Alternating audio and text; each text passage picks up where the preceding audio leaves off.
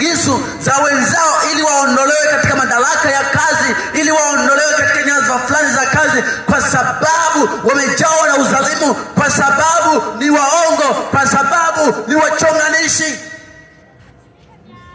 Sasa tuseme ya kwamba umefanya uchonganishi ofisini, umefanya uchonganishi kazini, mwenzako amefukuzwa kazi, sehemu ambapo alikuwa akikaa kwenye nafasi hiyo, ni nani atakayewekwa?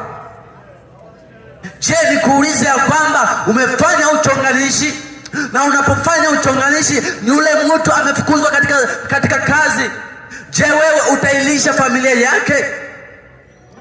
Je, wewe utailisi nafasi yake? Hapana, hautailisi. Unaposoma kitabu cha Warumi sura ya 1 mstari wa 30, limetaja swala la wachonganishi.